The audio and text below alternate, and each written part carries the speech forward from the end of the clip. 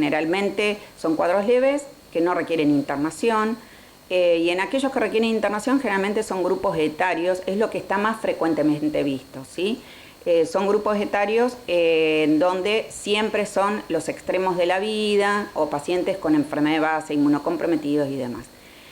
Da un cuadro que una vez que ingiere la bacteria, entra en el organismo, produce una invasión de las células del tubo digestivo y da un cuadro de gastroenterocolitis, o sea, náuseas, vómitos, diarrea y fiebre con dolor abdominal. En los cuadros más moderados a graves puede llevar a lo que es, en estos casos que llevaron al fallo multiorgánico y la sepsis. No es lo más frecuente, siempre es más cuadros de diarrea y se autolimita. La salmonela, por ejemplo, a veces no necesita tratamiento antibiótico. ¿Quiénes necesitarían un tratamiento e internación? Aquellos pacientes con cuadros moderados a graves, que no, ya repito nuevamente, no es lo más frecuente.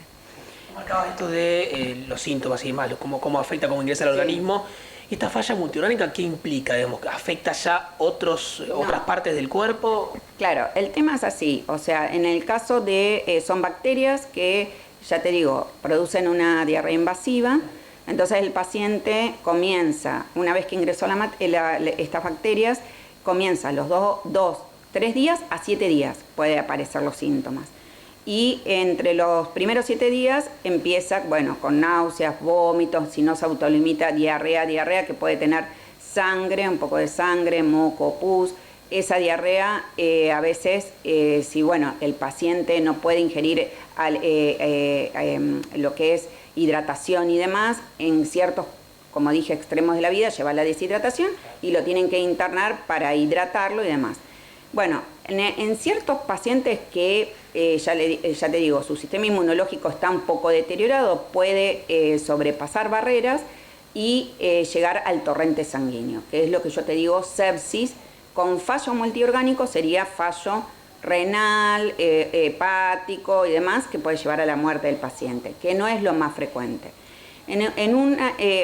Hay diferentes serotipos y subgrupos de Shigella, ¿sí? Hay una que produce una toxina que es muy parecida a la Escherichia coli, que también produce el síndrome urémico hemolítico en los chicos, que es la falla renal aguda con, bueno, como dice, el síndrome urémico hemolítico con hemólisis y plaquetas bajas. Yo lo explico así como para que se entienda, porque si uso a veces términos médicos capaz que no se entiende bien.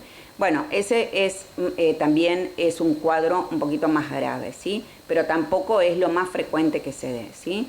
En el caso de estos casos moderados a graves, se puede hacer tratamiento antibiótico para cortar el periodo de evolución de la enfermedad y autolimitarlo, ¿sí?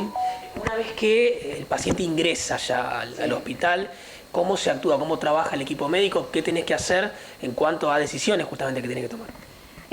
Bueno, en el caso de que sean pacientes con enfermedad de base, como dije, o pacientes pequeños, menos de 5 años de edad, que eso es lo más frecuente, que pueden llevar a una deshidratación grave, o ancianos, bueno, colocar un suero, bueno, hacer análisis de laboratorio para ver sus glóbulos blancos y demás, su función renal y el análisis de la materia fecal.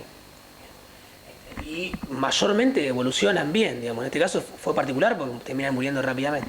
Sí, sí, sí. No, o sea, lo que está descrito bibliográficamente es que son, la salmonela, por ejemplo, no llega ni siquiera a indicar tratamiento antibiótico, se autolimita en un par de días y queda la enfermedad. El paciente ingiere alimentos, ingiere o sea, bebidas, o sea, son pocos los casos en el cual llevan a un cuadro grave con requerimiento de terapia intensiva.